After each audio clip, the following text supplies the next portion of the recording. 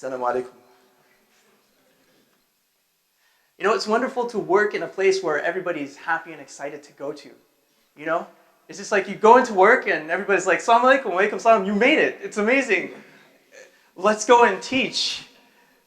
You walk into class and students are trying to shake your hand even though your hands are full of stuff and you're just trying to say stuff and everybody's happy and smiling. Happy and smiling. And smiling. We're not at work, I guess. So it's a wonderful place just to be in, and there's a lot of energy, of vibrancy and life. So I love working there, alhamdulillah. It is my best teaching experience ever. I'm pretty old because I have gray hair, so I said ever. So there's some weight to that, alhamdulillah. Okay, so I'm getting right into it. I'm supposed to talk about myself, and I tried to figure out how I'm going to explain myself. So the best way is just to skip it. I'll just go into learning, inshallah. Like there's a part when I was teaching in elementary school, and I was really excited because this boy was very smart, mashallah. He should still be. So this boy is smart, and he was writing in his math book, and he was going faster in his math textbook. So I was like, you know what? And this usually isn't, how do you say, incentive for other kids, but for him it was. It was like, you know, if you finish this math book, I'll give you the other grade's math book. So if you finish grade 5 textbook, I'll give you the grade 6 textbook. He was so excited, right? And so was I. And he finished the textbook, and then I gave him the grade 6 textbook. And then about a week later, the administration found out. And I got a talk from the administration. And they're like, excuse me, but is it true that you're teaching, you know, higher than his grade level? And I'm so proud. I'm just like, yeah, isn't it amazing? And their question was, what will you teach them when they get to grade 6? And I was like, well, you take the grade 7 textbook. So there obviously was no getting through to me, right? And still there's no, that's why I'm here. With Tarbiyah, because they weren't able to just put me in this box and say, this is how you're supposed to teach. Yes, people were sad, but I had to go. If I'm going to explain how it works, we'll be here with charts for a very long time and we'll then all be confused. Okay? Why? Because basically when I say attack, right? When I attack students in learning, because it's not passive, right? It's very active and it's trying to find out what makes this person tick. Okay, is this person good when it comes to physical activities? Is he good in terms of spatial sense? Is he good in terms of academics? You know, like, I think outside of the box too much, so I'm like, oh, I'm sorry, this person's good with pen and paper. You should just sit down at the desk and start learning in that sense. So every person, every individual, every student, because, sorry, I don't see them as students. I do see my students as people. Because I even went to a doctor, and they're like, kids are not humans, okay? They're aliens. Why? Because their biology is so different, and the way they react to certain treatments as a doctor, they're different. And some educators do see children as this, I don't know, other entity. But for me, it's like, you know, I treat them as who I believe them to be, as everybody. They have a ruh in them, and they need to be inspired, and they can achieve anything that they focus on. So that's how I approach them. So in terms of looking at an individual, I really stare and concentrate, focus, what's happening to that person inside? Why is this person not getting through long division, right? And then I give them long division and say, it's too long, what's happening here? And then I find out, hey, this person doesn't know how to add quickly. So I pause his learning, and then I go back to addition. And I can't do that in a normal academic setting, because you have to get through to something. You have to just finish that unit this month, because you have to go to the next unit. Okay? For me, it's if I didn't teach the child, and if the child's not learning, why would I go on to something else and leave him hanging purposely, knowing that he has that problem? And when that person was able to add, the long division wasn't going as fast as it should be. So I'm, you know, thinking here, what's going on? And I realized just the 7 times table, he's not able to multiply by 7 that well. So it takes some consideration, some really heavy thinking, and intense observation on an individual student. So what happens here, if you're a teacher like that, and I know this is one of the questions, well, doesn't that get confusing? Yes. Isn't it challenging? Yes. But that's my job.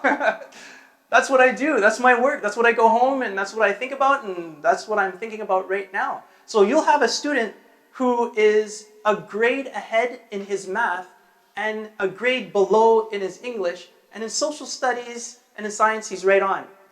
How do you compensate for that? Well, it's because I do with modules, and we're doing with different learning centers, and we do with seminars, and we do with so many different ways that we could approach this with educators who are on your team and like-minded thinking. So when we get into a classroom and people separate into their groups, they're able to understand that I'm at this learning level and this is where I need to be.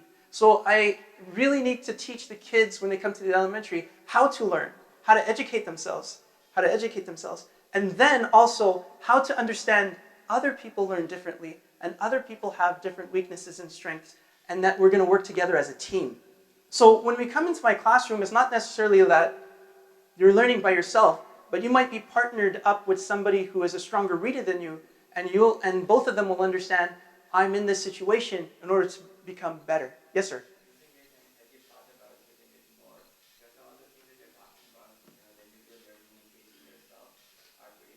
Yes, so Khan Academy, like I said, depending on the individual and the student, I try to work them into independent learners. So this is where if they actually see something and they have a question, they'll be able to educate themselves about it and so on.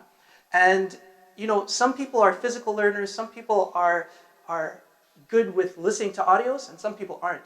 So Khan, it's not like as soon as they get to this level, then they go into Khan Academy and then khalas, right? I'm on my lunch break.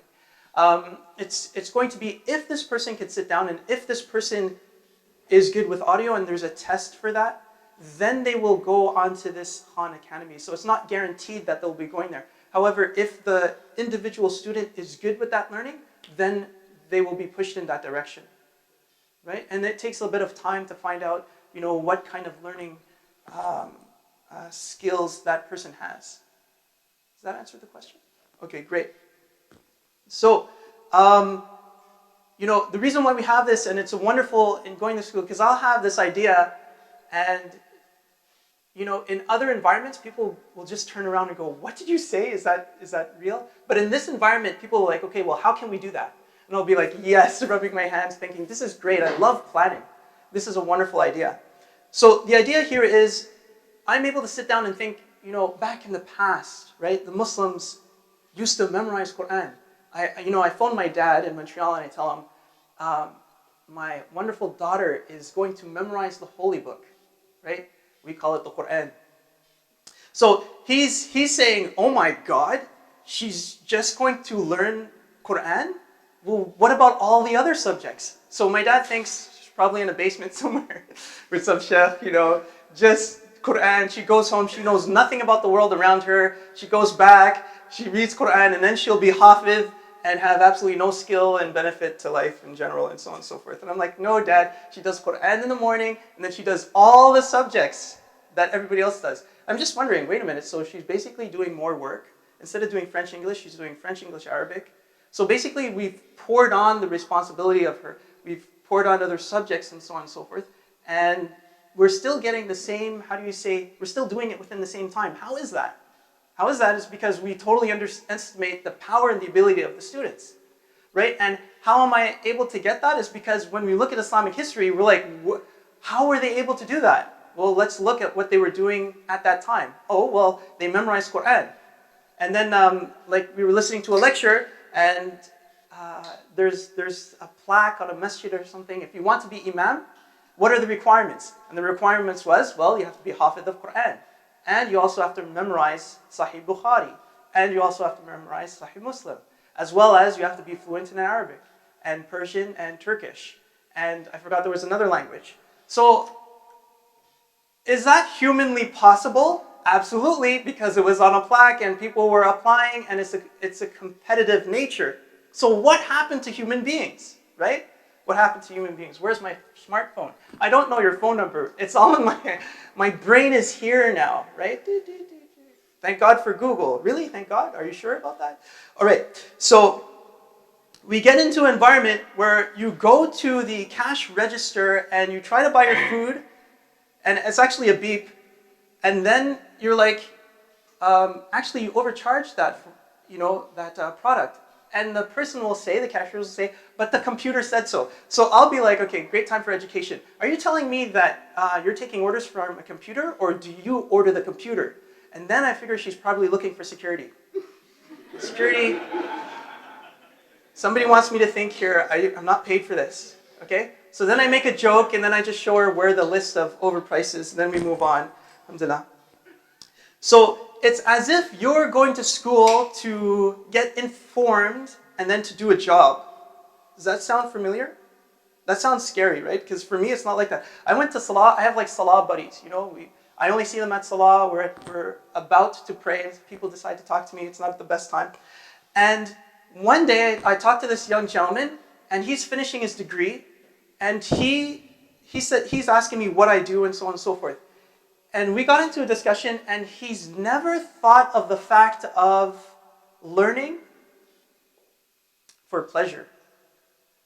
And for me, it was strange because I love to learn, right? So he was like, he basically looked at his schooling and he said, what job gets me the most money in the least amount of time? And I'm just like, that's strange. I think that's the norm, right? I guess I'm the weirdo. Alhamdulillah, which some of you already know. This person, the expression on his face, it was like he found gold, like a treasure map, and he was just like, wow, that's an idea. I could actually look for a job that I enjoy doing. And in my head, I was just like, oh my God, isn't that common sense? But it's not. Some people, watch out, okay, kids here, this is top secret information, okay? Some people are actually taught that you need to go to school to get a job. That's scary for me. Right? Because I was taught you go to school to increase your iman. Right? If you go to school to increase your iman and you want to become an engineer because you want to build bridges to get people from resources, right? From people to resources in order to improve that community and so on and so forth. Or if your iman is so good and you want to become a doctor because you want to save people's lives, can you imagine a doctor that hates his job? Apple tree? Nobody said. Anyways, can you imagine a doctor that hates his job? You're going in and you're like, I'm sick. I need this. And the doctor's just like, okay, patient 90. It's just like, oh my God, no. Can't you ask me like questions and stuff like that instead of just scanning me and telling me that this is how much I have to pay for my medication and so on? It's kind of scary where everything becomes robotic. Soon your doctor's going to come in with a palm top and say, this is the application. Oh my God, that already happens. Never mind. We have to be careful in the world that we're living in. And we have to be careful of how we educate our kids, because we could make our kids into androids or children that are robotic, and then they will be taking care of you when you're older. Wouldn't that be scary? Your robotic children visiting you at specific hours in a house that they paid for after they paid for their mortgage. It's sad to see how our elders are being treated and put in homes and forgotten about. So invest in if you don't have any other reason to invest in your kids, do it selfishly, right? Make human investment in your children so that they take care of you in a very pleasurable way. This Friday, the Friday that just passed, a parent came to me, and this happens. People come to me and start talking to me about their kids. Because I've been an educator in this area for a long time. So they've graduated, they've had kids, and so on and so forth. So some parents come to me and they say, there's this problem with my son, and so on. So this person sits me down in an event that was going on and just started talking to me about how their son went to school. And then they came back, and their son now is talking to me about show me Allah. I don't know who Allah is, and she just said in Arabic, I have no patience for this. She doesn't even have the ability to talk because It's just like, show me Allah. Like, did you really not understand the concept? And this is from somebody who went to Islamic school in elementary and then in high school, went to the normal high schools and so on. So she's asking for that help. And that's scary, because is it possible, this is the question, right? You ready for this question? Is it possible that you will become a very successful doctor but still go to hellfire? Or for those people who are not interested in doctor, is it possible for you to be a successful engineer and go to hellfire? Is it possible that you, as an adult, have prepared your child for the success of this world, but you haven't prepared for the success in the hereafter? That's a scary thing. So somebody says, you know, how do you deal with Islamic studies in elementary, right? And I was taught, like, if you have English, science, Islamic studies on your syllabus or however you're teaching, you're kind of teaching the child, like, okay, you have science and you have Islam, and you're kind of equating it to a subject where it's separate from your life. So some people are like, I can't balance my worldly life and my deen. You know, living life and deen is hard. I'm like, that's because the scale is Islam. Then you can measure your things with it. Islam is not measured. It's not the thing that you balance. It's this thing that you balance life with. So it's kind of a different understanding. One of the teachers said, if we have Islamic studies in school, then if you fail this course, you don't get your degree. Because if you're in Islamic school, how can you let a child graduate without passing Islamic studies? So rather having the integration, I think, is the way. It was taught to me. I didn't understand it before, but I understand the beauty now. So when I show a movie about animals migrating, right?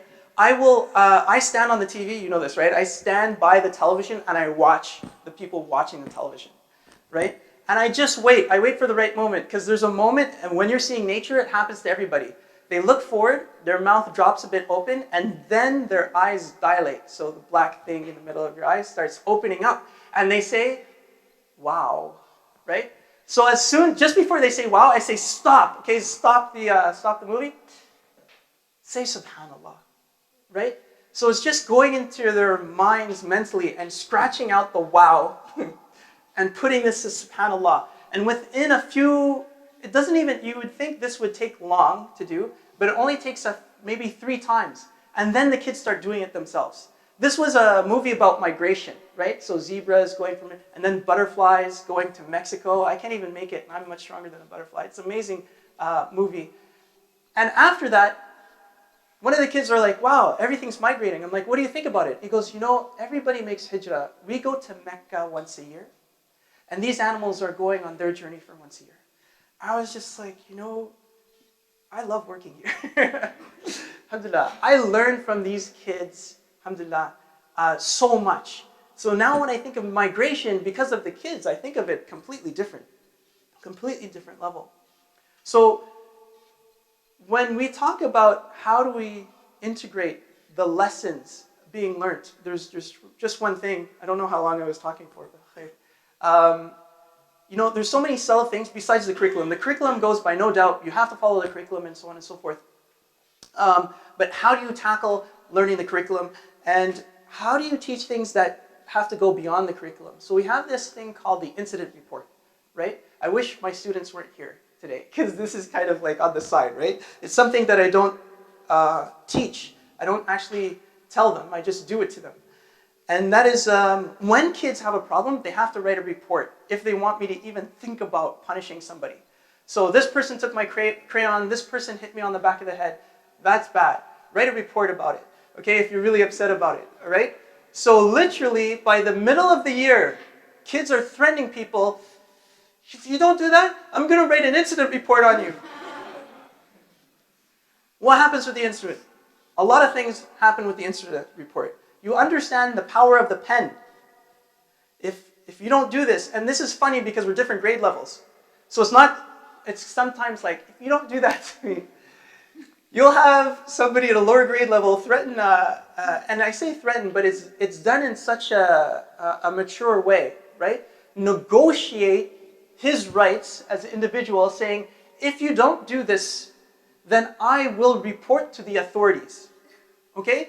Rather than, I'm going to bulk up like I'm Bruce Banner now, but Incredible Hulk is coming out. I'm just going to turn into this green monster and start yelling at you, right? Ah, I see them in the mall, right? Ah, down on the floor, turning around, spinning around. Mom, I want the ice cream. What happens here is the child also has to wait till I read the incident report. What's happening here? They have to learn a temperament of dealing with the proper time and place with dealing with this, and it's an emotional exercise. He just took my crayon. It needs to be settled now. My yellow crayon. And it doesn't matter how big or small the issue is. And the cool thing is the child gets to write the punishment for the person. So the person has to do the punishment that the other student says he has to do, whether it's writing lines or apologizing or what have you. So it's very, very interesting.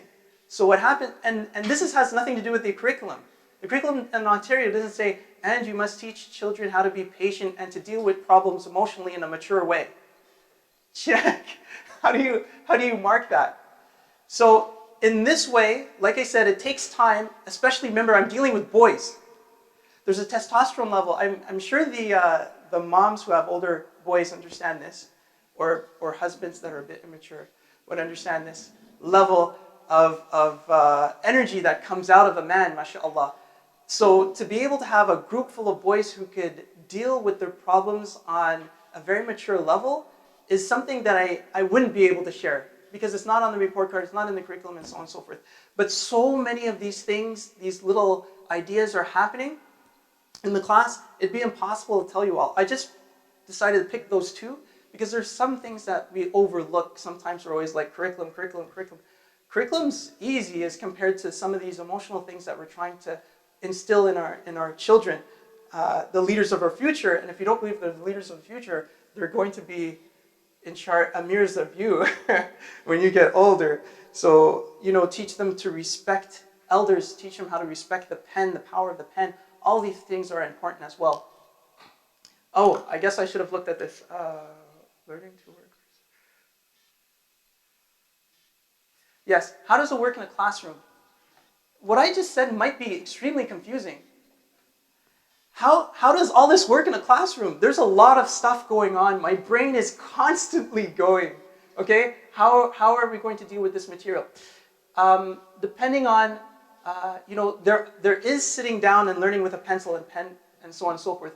But as well as there's people who need to touch and feel things, right? What if you were the wind and you were able to sculpt your own geographical setting? How would it affect the child learning that they were an element in the environment, learning geography through feeling and touching as the wind and creating their own place, rather than just sitting them in front of a book and saying, mountain, very good. Mountain is a very high structure. Okay? There's a lot to be learned by a book, and we do learn through books, but as well as we accommodate it with other things. For me as well, when it comes to classroom, I don't think of a classroom as four walls, as you can see. Alhamdulillah. I see as a classroom as a moment of learning. So we go outside into the wilderness, right? We actually sit down with the insects and bugs and the wind and the plants and so on. That will be my classroom, but it takes some training to do. What happens if you train a kid to continuously learn no matter what environment he's in?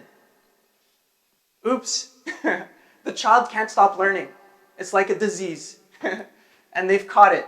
And they just keep on thinking, and they just keep on learning, and they just keep on asking questions. And the thing is we do that on purpose, right? Some people will be like, stop asking questions. I'll be like, no, you guys didn't ask enough questions.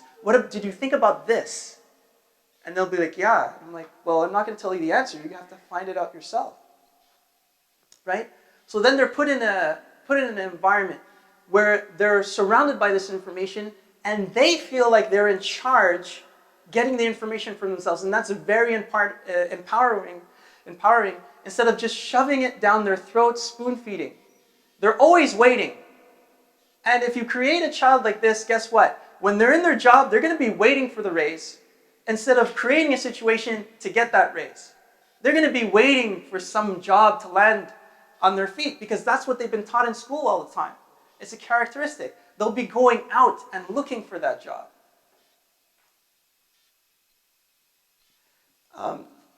Oops. Okay. So we're gonna be. Did I answer anybody's questions, or did I just create more questions? Did anybody want to ask me specific questions? Yes, sir.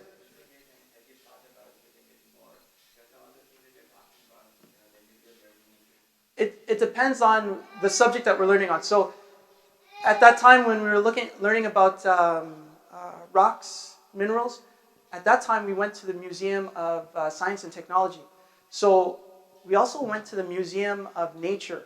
And it's really cool because Ottawa knows about homeschooling. So we just sit down in one spot for over an hour. I just hate the idea of running through the museum. It's like, okay, kids, these are mammoths, and let's run. It's a beautiful whale, and let's just get to the cafeteria. And it's like, where's the learning? So we actually, when we go to the museum, we pick an actual display, and we sit down, and we draw, and we talk, and we go on. The security walks around and goes, that's it. They don't bother us. It's the same thing in the library. When we go to the library is like, how are you doing? We haven't seen you in so long. What's going on? Because they know us because we go there a lot. They know each other. We know each other by name and so on. Right now, we've been going out to the, I can't say it forced, the walking path between Britannia in that area. So we just sit, we actually have areas where we just sit down and we observe specific places. So depending on what is called for will depend on where we're going in that area. So just like I answered about the Khan Academy, it's not specific towards this is the actual route. In March we're going to be here. It's going to be like, no, this is the opportunity we have to take now. Then we go for it. Is that okay?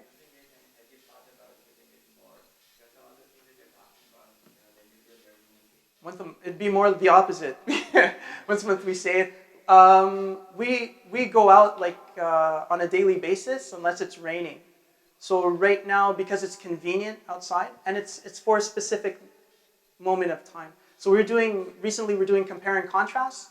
So we're going out and we're looking at different rocks and elements that are there. It was just convenient. Alhamdulillah. Assalamu alaikum.